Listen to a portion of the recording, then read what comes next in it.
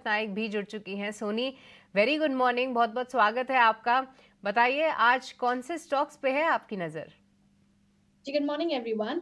देखिए आज दोनों ही कॉल्स बाई साइड में रहेंगे बिकॉज जो रोल ओवर्स हो रहे हैं इंडिसेस में और सेक्टर स्पेसिफिक सब लॉन्ग रोल ओवर्स हो रहे हैं, specially bank Nifty. So market bank Nifty के तौर से काफी पॉजिटिव रह रहा है। बैंकिंग और कैपिटल गुड्स स्पेस में से बहुत अग्रेसिव रोल ओवर्स हो रहे हैं लॉन्ग साइड में। सो पहला पिक यहाँ पे रहेगा मेरा कैपिटल गुड्स स्पेस में से एल एन टी।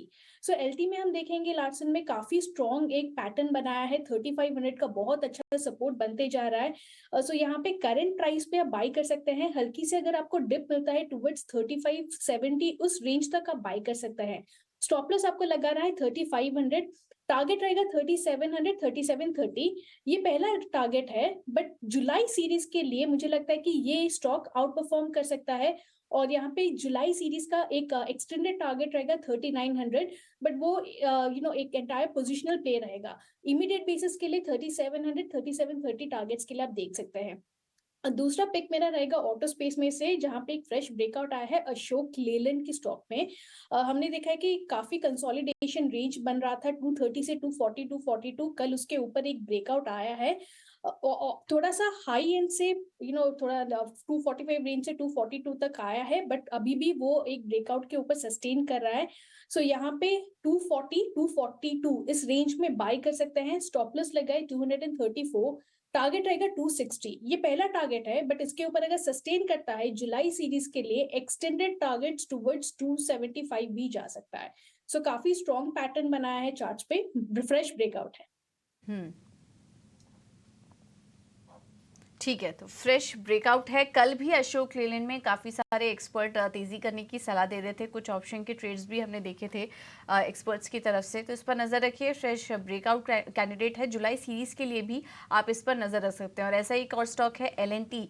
कल के दिन भी हमने देखा था काफ़ी अच्छी तेज़ी थी, निफ्टी की तेज़ी में भी कॉन्ट्रीब्यूशन था इस स्टॉक का, और यहाँ पर भी ब्रेकआउट नज़र आ रहा है। एल.एन.टी में आप 3730 के लक्ष्य के लिए नज़र रखिए।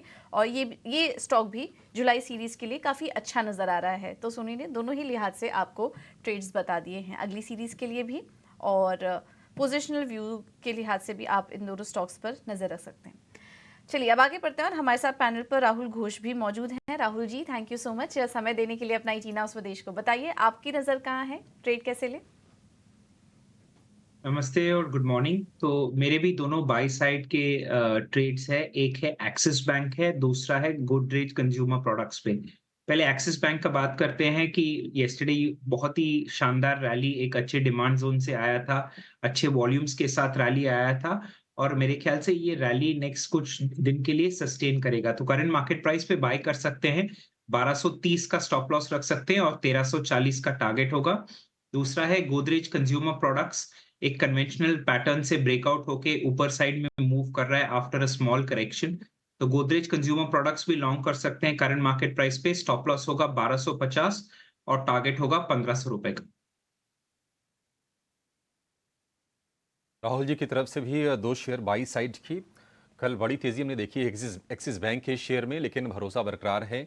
1340 का टारगेट आज सुझा रहे हैं, 1230 रुपए के स्टॉप लॉस के साथ। 70 रुपए ऊपर का टारगेट है, 30 रुपए नीचे का स्टॉप लॉस आपको लगा के चलना एक्सिस बैंक में। और दूसरा शेयर है गोदरेज कंज्यूमर प्रोडक्ट्स का, GCPL।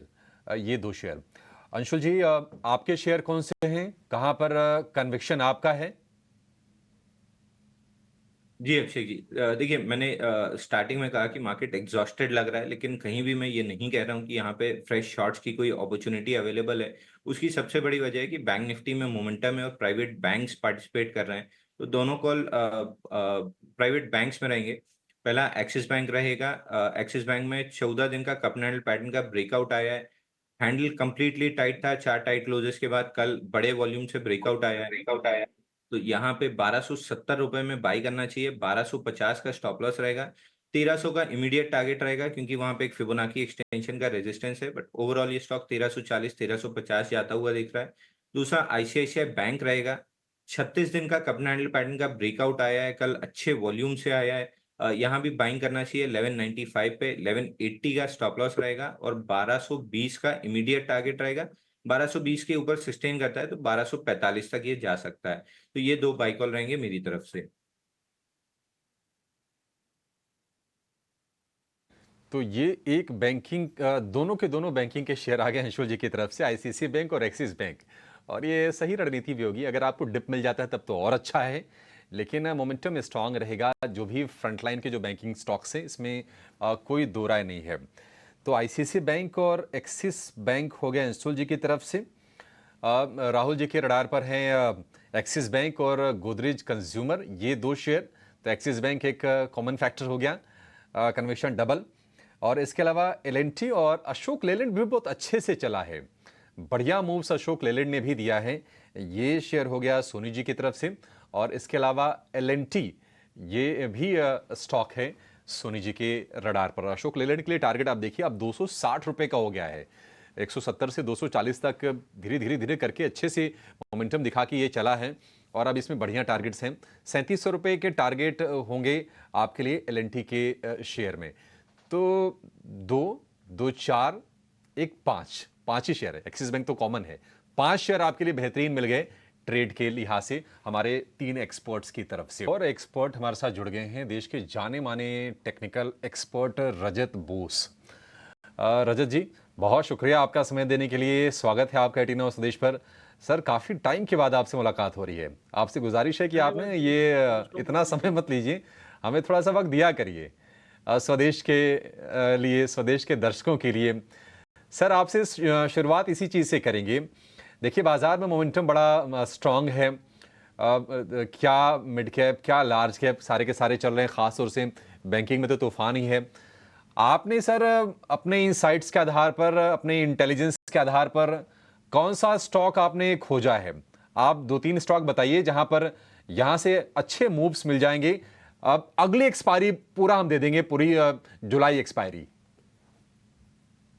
देखिए, अगर स्टॉक की बात किया जाए तो मैं आज के दिन जो स्टॉक चुन के रखे हैं लॉन्ग करने के लिए, मतलब खरीदारी करने के लिए, वो है वेल्सपन कॉरपोरेशन। ये कल के दिन अच्छी वॉल्यूम के साथ ऊपर चला था। ये कुछ दिनों पहले अपना 200 एक्सपोनेंशियल मूविंग एवरेज को टेस्ट किया था, जब वो बहुत बड़ा गिरावट आया था उसी टाइम पे। उसके बाद में ये कंसोलिडेशन मोड पे रहा और कल ये टॉप 5 गेनर्स के अंदर में आ गया है। तो अभी मुझको लगता है कि 541 का भाव है, 520 का नीचे स्टॉप लगाइए, ऊपर में ये 600 से 630 तक जा सकता है। देखिए, मैं इंट्राडे कॉल नहीं देता हूँ, short term, medium term, long term call देता हूँ। तो इसीलिए मेरा स्टॉप लॉस भी थोड़ा लंबा है और टारगेट भी ऊपर ही होता है। स्टॉप लॉस क्या टारगेट होगा वेल्सपन कॉर्प के लिए? Sorry, stop loss target sir repeat कर देंगे एक बार फिर से आप? और स्टॉप लॉस, मैं स्टॉप लॉस दे रहा हूँ 520 के नीचे और ऊपर में टारगेट जो है 600 से 620 का। ये short to medium term target है और इसमें काफी अच्छी मूवमेंट होने की गुंजाइश है। ठीक है, 520, 500 का स्टॉप लॉस, 600, 620 के ये टारगेट होंगे वेल्सपन कॉर्प में। कोई और शेयर रजत सर आप सजेस्ट करना चाहेंगे, या फिर निफ्टी पर यहां से कोई व्यू बताएंगे? क्या लॉन्ग करना चाहिए निफ्टी को मौजूदा स्तर से भी, या फिर डिप का इंतजार करें?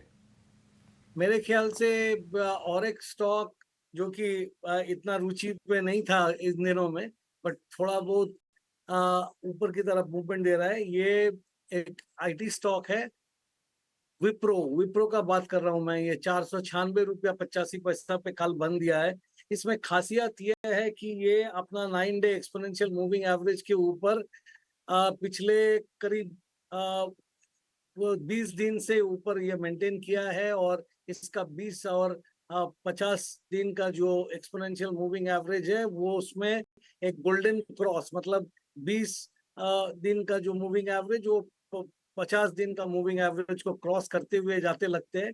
ये इस भाव में आप खरीद कर सकते हैं और अप टू इसका जो 9 डे एक्सपोनेंशियल मूविंग एवरेज है वो 487 पे है, वहां तक आप इसमें खरीदारी कीजिए और आपका स्टॉप लॉस जो है वो एक कंसोलिडेशन जोन 475 की है, उसके नीचे रखिए। इसमें भी 520 से 540 तक देखने की उम्मीद करना चाहिए।